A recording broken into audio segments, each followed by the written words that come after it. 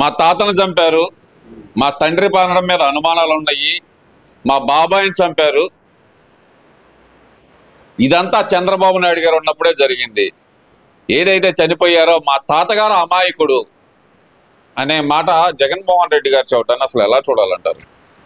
ఇప్పుడు జనానికి మొన్నటిదాకా వాళ్ళ రక్షణ పూర్తి స్థాయిలో తెలియదు. ఏదో రాజారెడ్డి రాజ్యాంగం అది ఇది అని అంటే ఏం జరిగిందో తెలియదు, కానీ వాడు రౌడిజం ఫ్యాక్టరీ అనేది మాత్రమే తెలుసు. అసలు వాళ్ళ పూర్వోత్తరాలు మొత్తం కూడా ఇప్పుడు ఒక్కొక్కరు చెబుతున్నారు. పారసాద రెడ్డి గారు కానీ, ఇంకోళ్ళు కానీ, బీటెక్ రవి గారు కానీ, ఇట్లా రకరకాలుగా పేపర్లో చూస్తున్నాము. వీళ్ళు అసలు ఫస్ట్లో వీళ్ళ చరిత్ర ఏంటి, అసలు వీళ్ళు ఎక్కడి నుంచి వచ్చారు ఏంటి, వీళ్ళు ఈ విధానాలని ఇప్పుడు వాళ్ళు చెప్పిన విధంగా చూస్తే కడపలో వీళ్ళు పెద్ద ఫ్యాక్షనిస్టులు. అసలు అడ్డొచ్చిన వాళ్ళందరినీ చంపేసుకొని ఇష్టారాజ్యంగా ఆ రోజులు అడిగేవాళ్ళు లేడు, వందల మంది వెళ్ళి ఓళ్ళకోళ్ళు అని కొల్లగొట్టి ఇష్టారాజ్యంగా జనం దగ్గరని ఆస్తులు నాశనం చేయటం, డబ్బులు తీసుకొచ్చుకోవటం, ఇవన్నీ పేపర్లు చూసి వింటా ఉన్నాం. అసలు ఇంత నీచంగా ఉందా?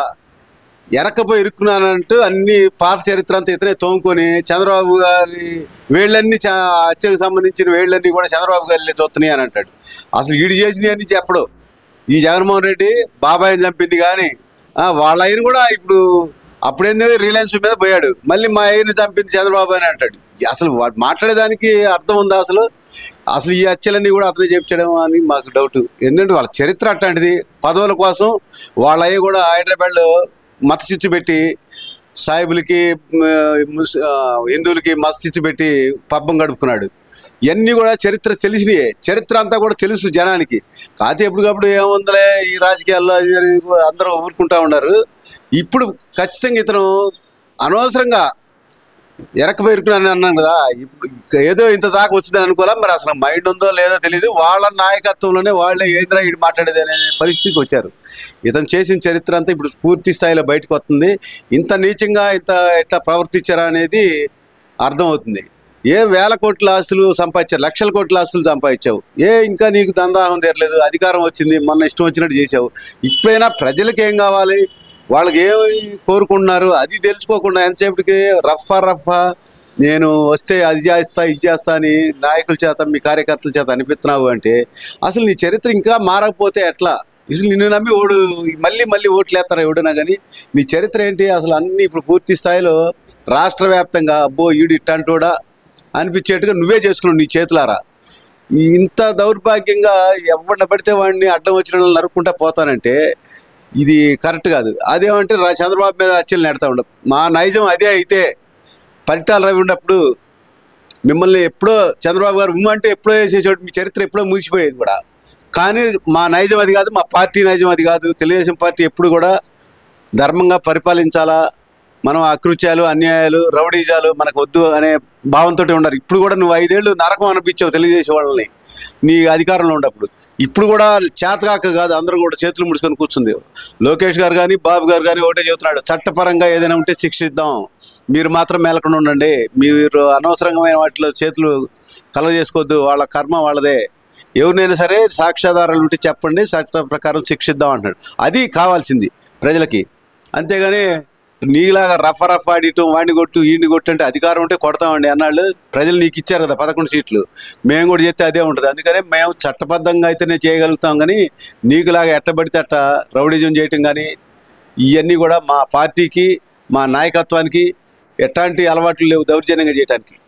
అంటే 5 సంవత్సరాల పాటు ముఖ్యమంత్రిగా పనిచేసిన జగన్మోహన్ రెడ్డి గారు ఆ రోజు ఏ రోజు మా తండ్రి గారు చనిపోయారు అని మాట్లాడారు, కానీ ఆ మరణం మీద అనుమానం ఉంది అనే మాట ఏ రోజు మాట్లాడాల. ఈ రోజు ఆ మాట మళ్ళీ ఎందుకు మాట్లాడాల్సి వస్తుంది అనుకోవచ్చు అంటారు? ఎందుకు మాట్లాడతాడంటే అధికారం కోసం జనాన్ని ఏదో పిచ్చోళ్ళు చేయడానికి మాట్లాడుతూ ఉన్నాడు. అధికారం కోసం మళ్ళీ ఏదో రావాలా, మా నాన్న వాడు చంపాడు వీడు చంపాడు పిచ్చి మాటలు మాట్లాడతాడు. జనం అందరూ చూస్తూ ఉన్నారు నీ పరిస్థితి ఏంది, నువ్వేం చేస్తున్నావు అనేది. చివరికి తల్లి కానీ చెల్లి కానీ వాళ్ళు కూడా ఇంత నరరూప రాక్షసుడు మా వాడికి మేము సపోర్ట్ చేయమనేది కదా పక్కకు పోయింది. ఆస్తుల కోసం సొంత చెల్లెల్ని తల్లిని నువ్వు పక్కన పెట్టావంటే అసలు నీ ఎట్లాంటిది నీ ఆలోచన ఏంది అనేది అందరికీ తెలుస్తూ ఉంటుంది. సొంత బాబాయ్ని హత్య చేసినప్పుడు నువ్వు కాపాడుతూ ఏంది అసలు? పులివెందులో మా బాబాయ్ని చంపింది చంద్రబాబు నాయుడు గారని ఫస్ట్ చెప్పావు 2019లో. మరి నువ్వు అధికారం రాగానే ఎంక్వైరీ చేసి మరి చంద్రబాబు గారి మీద చర్య తీసుకోలేకపోయావా? ఎందుకు చేయలే పని? అసలు నీకు అందరికీ తెలుసు, నీకు తెలుసు. ఎవరి చేత చెప్పి ఇవన్నీ బయటకు వస్తాయి అని చెప్పి నువ్వు మేలకుండా 5 ఏళ్ళు మేలకుండా ఉండి ఇవాళ మా బాబాయ్ని చంపించి చంద్రబాబు, మా ఆయన చంపించి చంద్రబాబు, లేకపోతే మా తాతను చంపించి చంద్రబాబు, వీళ్ళన్నీ ఆయన కళ్ళే చూపిస్తున్నాయి. ఇవన్నీ పిచ్చి మాటలు ఎందుకు మాట్లాడుతున్నావు? మైండ్ పోయి మాట్లాడుతున్నావా లేకపోతే నీ నైజాన్ని బయట పెట్టుకుంటున్నావా? మళ్ళీ వస్తే మేమేదో చేస్తా ఉండగా ఇట్నే నీ ఎప్పటికప్పుడు తప్పు చేసినోడు బయటపడతాడు అన్నట్టుగా ఇవాళ నువ్వు బయటపడ్డావు. అందుకని నీ చరిత్ర అంతా బయటికి తీస్తున్నారు. ఇక నువ్వు రాష్ట్రంలో మళ్ళీ అధికారంలోకి వస్తా అనేది భ్రమ. అనవసరంగా నీ పార్టీ అయితే మూసేసుకోవాల్సిందే తప్పకుండా. అంటే ఇక్కడ ఇంకో విషయం కూడా ఏంటంటే అసలు అసందర్భంగా ఇక్కడ జగన్మోహన్ రెడ్డి గారు అసలు ఈ టాపిక్ తీసుకురావడానికి కారణం ఏంటి? అంటే వాళ్ళందరికంటే నేను గొప్పవాడిని అని చెప్పుకోవడానికి అనుకోవచ్చు అంటారా? అతను అనుకుంటాడు. ఇప్పుడు దొంగ పని చేసినప్పుడు ఏమంటాడు? నేను దొంగను కాదంటాడు, కానీ నేను దొంగనని అంటాడా? అట్టనే రౌడీజం చేసి వీళ్ళందరినీ చావగొట్టినాడు వాడు, నేను చంపాను అని అంటాడా? ఎంతసేపు మా ఎవడో ఒకటి మీద నెట్టాలా వాడి కార్యక్రమం అది. అదే పనిలో ఇవాళ వీళ్ళు వాడు చంపాడు వీడు చంపాడు ఇవాళ ఎవడు అసందర్భంగా. ఎందుకంటే ప్రజల్లో వినికిడి రావాలా? ఎవడు మర్చిపోతున్నారు అసలు అతని గురించి, ప్రజెంట్ చేసే పరిపాలన గురించి. అసలు జగన్ తలుచుకునేవాడే లేడు. ఎట తలుచుకోవాలా? వీడిని ఎవరు ఏమనుకోవాలంటే ఏదో ఒకటి నెపం బాబు గారి మీద నెడితే ఏదో కొద్దిగా ఆలోచనలో పడతారేమో జనం అని అనుకుంటారు. ఆ పిచ్చి భ్రమలు ఏమి ఉండవు. ఎవడో కూడా ఆలోచన అసలు నీ గురించి నీ చరిత్ర అంతా పూర్తి స్థాయిలో బయటికి తీస్తున్నారు కాబట్టి ప్రజలు ఇంకొకసారి ఇంకా ఈసరించుకుంటారు. నువ్వు 11 సీట్లు ఏదో అని ఇచ్చారేమో కానీ ఈసారి ఆ పోటీ చేస్తానికి కూడా వణుకుతారు నాకు తెలిసి. ఇక్కడ మరీ ముఖ్యంగా చూస్తే కనుక జగన్మోహన్ రెడ్డి గారు మళ్ళీ పోలీసులను కూడా బెదిరించే పరిస్థితి. 7 సముద్రాల అవతల ఉన్నా సరే తీసుకొచ్చి నడు రోడ్లో నిలబెడతాను అంటూ. అంటే రిటైర్ అయ్యి వెళ్ళిపోయిన తర్వాత కూడా ఎందుకని తన నైజం మార్చుకోలేకపోతున్నారు? తన క్యాడర్లో జోష్ నింపుకోవడానికి అనుకోవచ్చు అంటారా? లేదంటే పోలీసు వ్యవస్థనే భయపెట్టాలని చూస్తున్నారు అనుకోవాలంటారు? ఇదే ఈ రఫా అనే వాళ్ళకి సపోర్ట్గా ఉండటం కోసం ఇట్లాంటి మాటలన్నీ మాట్లాడుతూ ఉంటారు అనమాట. లేకపోతే క్యాడర్ మాట్లాడలేదు కదా.